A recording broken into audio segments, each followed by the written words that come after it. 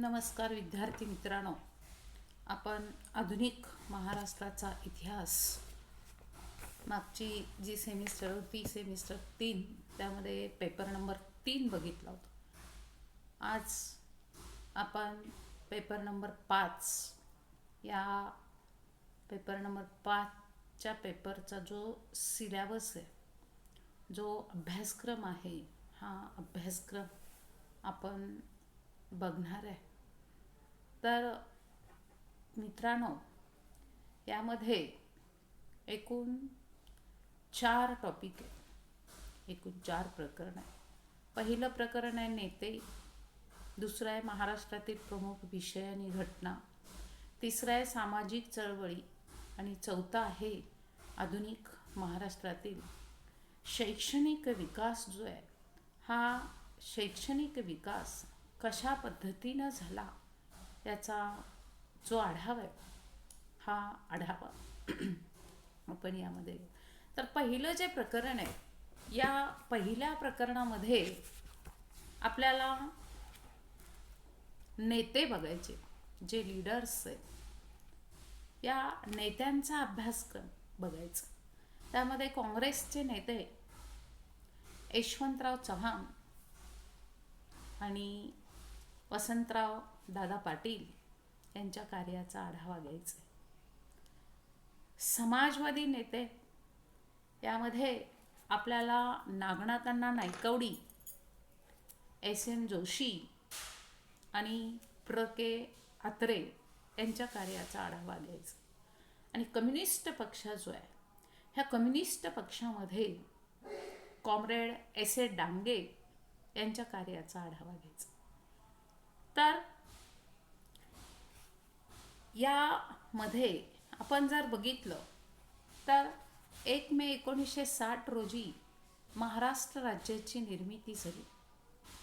त्यानंतरचा 40 वर्षातला काळ म्हणजे 1960 ते 2000 या कालखंडातील महाराष्ट्राचा इतिहास हा आपल्याला अभ्यास करायचा. या काळामध्ये राज्याचा आर्थिक, सामाजिक आणि शैक्षणिक क्षेत्रामध्ये झालेला जो विकास आहे किंवा जो बदल आहे, हा बदल आपण अभ्यासणार आहोत. त्या 40 वर्षामध्ये ज्यांनी ज्यांनी राज्याचं नेतृत्व केलं, त्यापैकी मग यशवंतराव चव्हाण असतील, मग वसंतराव दादा पाटील असतील, यांची जी कामगिरी आहे, ह्या कामगिरीचा अभ्यास आपण या प्रकरणामध्ये करणार आहे. त्याचबरोबर राज्याच्या सत्तेबाहेर असलेल्या अनेक मान्यवरांनी या विकासामध्ये मोलाचं जे योगदान आहे, हे मोलाचं योगदान दिलं. त्यामुळं राज्याचा सर्वांगीण विकास अतिशय शक्य आणि सुलभ पद्धतीनं झाला.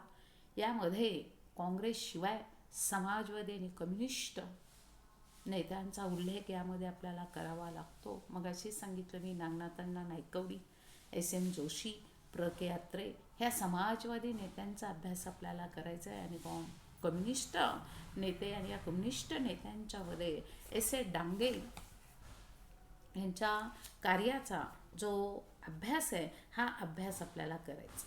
म्हणजे हे जे लीडर्स आहेत, या लीडर्सचा अभ्यास जो आहे, हा पहिल्या प्रकरणामध्ये करायचा. त्याच्यानंतर दुसरं जे प्रकरण आहे, महाराष्ट्रातील प्रमुख विषय आणि घटना, major issues and events in Maharashtra.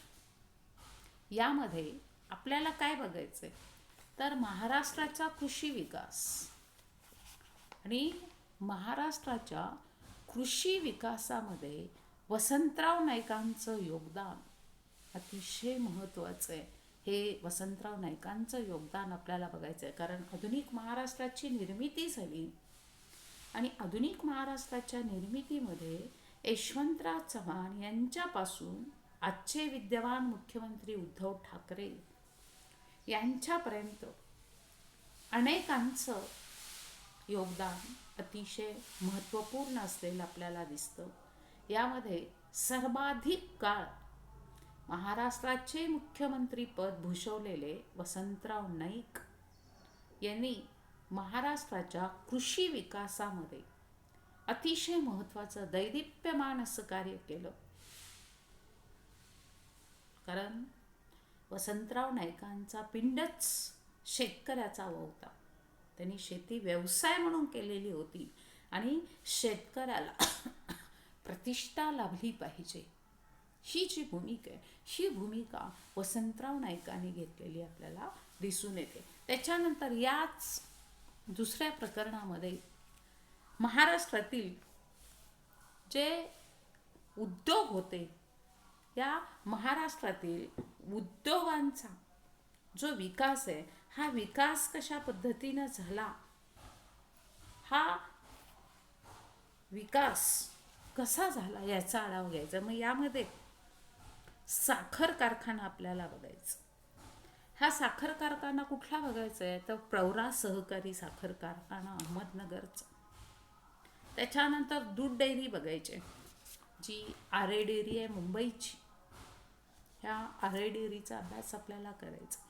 कृषी उत्पादनावर आधारित उद्योग कुठले होते, खनिज उत्पादनावर आधारित उद्योग कुठले होते, वन उत्पादनावर आधारित उद्योग कुठल्या प्रकारचे होते, प्राणीजन्य उत्पादनावर आधारित जो उद्योग आहेत हे उद्योग कुठल्या पद्धतीचे होते याचा जो आढावा आहे, हा आढावा आपल्याला घ्यायचा. आणि मग यामध्ये प्रवरा सहकारी साखर कारखाना, ज्याचे उद्योजक, ज्याचे आद्य प्रवर्तक सर्वसामान्यांच्या उन्नतीसाठी आपलं आयुष्य वेचणारे आणि बहुजन समाज, या बहुजन समाजाला सुखी आणि समाधानी जीवन, हे समाधानी जीवन जगण्यासाठी सहकारातून समृद्धीचा शाश्वत राजमार्ग दाखवणारे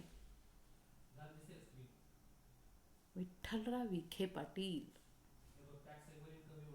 या विठ्ठलराव विखे पाटील यांच्या कार्याचा जो आढावा आहे, हा आढावा आपल्याला बघायचा. प्रवरा सहकारी साखर कारखान्याची जी स्थापना, ही स्थापना कशी झाली, त्यांचं संचालक मंडळ कशा पद्धतीचं होतं, त्याचबरोबर प्रवरा सहकारी साखर कारखान्यामध्ये इतर जे उद्योग आहेत, हे इतर उद्योग कशा पद्धतीचे होते, प्रवरा सहकारी साखर कारखान्याचा महाराष्ट्रावरचा जो प्रभाव आहे, हा प्रभाव कशा पद्धतीचा झालेला होता. आणि मग महाराष्ट्राचं दूध प्रशासन जे, हे दूध प्रशासन कशा पद्धतीचं होतं, त्यामध्ये आरे डेअरी मुंबईची, हिची स्थापना कशी झाली, त्याचा उद्देश काय होता, त्याचे उत्पादन काय होतं, आरे दूध कॉलनीचा जो विस्तार आहे, हा विस्तार कशा पद्धतीने झाला, आरे वसाहत, ही वसाहत उभारण्याची मुख्य उद्दिष्ट कुठली होती, जनावरांच्या तबेल्याची व्यवस्था कशी आहे, पशुसंवर्धन कशा पद्धतीनं केलं जातं, गायींसाठीचा वेगळा विभाग कशा पद्धतीचा. आणि मग नंतर यामध्ये बघायचं आहे महाराष्ट्रातील नैसर्गिक आपत्ती, भूकंप, कोयना भूकंप 1967ला आणि लातूरला जो झाला 1993ला,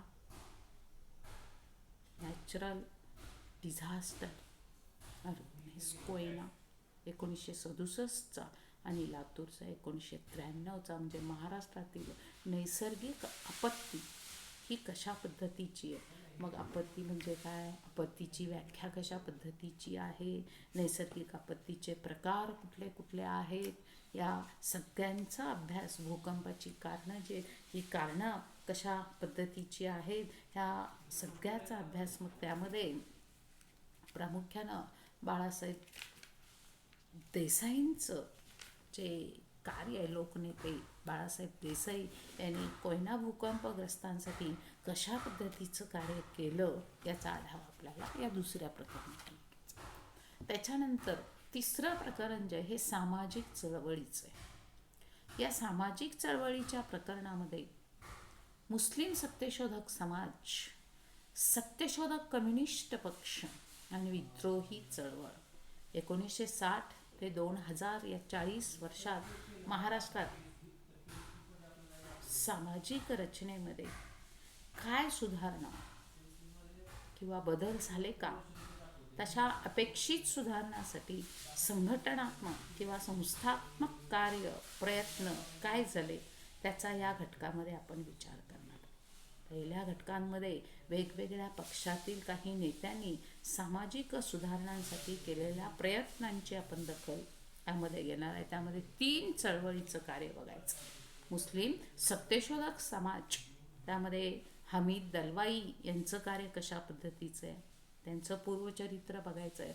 मुस्लिम सत्यशोधक समाज मंडळाची स्थापना कशी झाली, मुस्लिम सत्यशोधक समाजाची जी वैशिष्ट्य आहेत ही वैशिष्ट्य कशा पद्धतीची होती, हमीद दलवाईंचे विचार कशा पद्धतीचे होते, मुस्लिम सत्यशोधक मंडळातील लोकांचं कार्य कशा पद्धतीचं होतं, समविचारी संघटनाबरोबरांचे उपक्रम कुठल्या पद्धतीचे होते, हमीद दलवाई आणि त्यांची जी ग्रंथसंपदाची ही ग्रंथसंपदा आपल्याला बघायची. त्याच्यानंतर सत्यशोधक कम्युनिस्ट पक्ष हा बघायचा. त्यामध्ये कॉम्रेड शरद पाटील यांचं कार्य बघायचं. कॉम्रेड शरद पाटलांचं कार्य, कारण सत्यशोधक कम्युनिस्ट पक्षाची स्थापना, पक्ष स्थापनेच्या पाठीमागं शरद पाटील यांची भूमिका, महात्मा फुल्यांचे तत्वज्ञ होते, पवित्र राष्ट्रवाद कसा होता, स्त्रीमुक्तीचा ध्यास, अवतार कल्पना आणि कॉम्रेड पाटील ह्या आदिवासी अन्य चळवळी कशा पद्धतीच्या होत्या आणि कॉम्रेड शरद पाटील यांची ग्रंथसंपदा जी होती ही कशा पद्धतीची होती याचा आढावा घ्यायचा.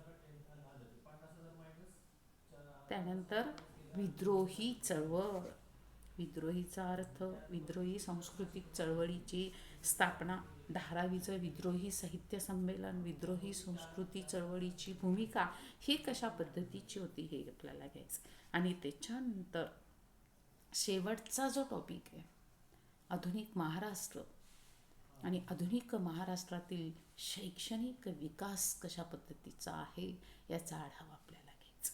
महाराष्ट्रातील प्राथमिक शिक्षण कशा पद्धतीचं होतं, जिल्हा शिक्षण मंडळ असतील, नगरपालिकेचं प्राथमिक शिक्षण जे हे प्राथमिक शिक्षण कशा पद्धतीचं होतं याचं जो आढावा आहे हा आढावा मित्रांनो यामध्ये आपल्याला घ्यायचं. महाराष्ट्र शासनाचं 1968चं शैक्षणिक धोरण, शैक्षणिक पुनर्रचना आराखडा, उद्दिष्ट साध्य करणं, शैक्षणिक विकासासाठी योजना, 86चं धोरण, शैक्षणिक विकासासाठी केलेल्या समित्या कुठल्या होत्या, शिक्षण समिती कशी होती, चित्रा नाईक यांची ही कमिटी, शिक्षण मंत्र्याची श्वेतपत्रिका, शैक्षणिक पुनर्रचनेसाठी धोरण, पंचायत राज्य मूल्यमापन समिती, प्राथमिक शिक्षण आयोग, प्राथमिक आणि माध्यमिक शिक्षणाचा विचार करण्याकरता अभ्यास गट कशा पद्धतीचा होता याची जी माहिती आहे ही माहिती मित्रांनो यामध्ये घ्यायचं आहे. आणि मग महाराष्ट्र शासनानं मुलींसाठी राबवलेल्या ज्या योजना आहेत, मग सावित्रीबाई फुले दत्तक योजना असेल, प्राथमिक शाळांमध्ये शिकणाऱ्या मुलींना उपस्थिती भत्ता असेल, अहिल्याबाई होळकर योजना असेल, त्याचबरोबर सामाजिक आणि आर्थिकदृष्ट्या मागासलेल्या अनुसूचित जाती जमाती आणि भटक्या विमुक्त जमातीसाठीच्या मुलांसाठी योजना आहे, मग गणवेश आणि लेखन साहित्य वाटप योजना असेल, पुस्तक पेढी योजना जी आहे ही पुस्तक पेढी योजना, मागासवर्गीय विद्यार्थ्यांसाठी शिक्षण फी माफी, शालेय पोषण आहार, मध्यान्ह भोजना, शालेय आरोग्य तपासणी, वसती शाळा, ह्या सगळ्या योजना जे आहेत ह्या सगळ्या योजनांचा जो आढावा आहे हा आढावा आपल्याला घ्यायचा आहे. त्याचबरोबर माध्यमिक शिक्षण जे आहे हे माध्यमिक शिक्षण कशा पद्धतीचं आहे याचा जो आढावा आहे हा आढावासुद्धा आपल्याला यामध्ये घ्यायचा असलेला आपल्याला दिसून येतो. आणि त्याचबरोबर महाराष्ट्रातील उच्च आणि तंत्र शिक्षण जे आहे हे उच्च आणि तंत्र शिक्षण, उच्च माध्यमिक शिक्षण, उच्च माध्यमिक स्तरावरचा अभ्यासक्रम कशा पद्धतीचा असला पाहिजे, महाराष्ट्रातील उच्च आणि तांत्रिक विभाग, मग विद्यापीठ आणि महाविद्यालयाच्या निर्मितीमध्ये वाढ आणि गुणवत्तेवर भर कसा झाला पाहिजे, महाराष्ट्रातील उच्च आणि तांत्रिक शिक्षणाची प्रगती कशा पद्धतीची झाली पाहिजे, आणि मग जी विद्यार्थी संख्येमध्ये वाढ होऊन विद्यार्थ्यांचा विकास जो आहे हा विकास कशा पद्धतीनं झाला पाहिजे आणि झालेला आहे याची माहिती जी आहे ही माहिती मित्रांनो आपल्याला या शेवटच्या प्रकरणामध्ये घ्यायची आहे. म्हणजे हे एकूण 4 टॉपिक जे हे 4 टॉपिक आपल्याला या आधुनिक महाराष्ट्राच्या इतिहासामध्ये जो आत्ताचा सेमिस्टर 4चा पेपर आहे हे 4च्या पेपरमध्ये करायचे असलेले आपल्याला दिसते. आणि मग आपण नंतर पुढचं जे प्रकरण आहे हे प्रकरण आपण नेते हे जे प्रकरण आहे हे पुढच्या लेक्चरमध्ये आपण शिकवणार आहे. तोपर्यंत धन्यवाद, थँक्यू. घरीच राहा, सुरक्षित राहा.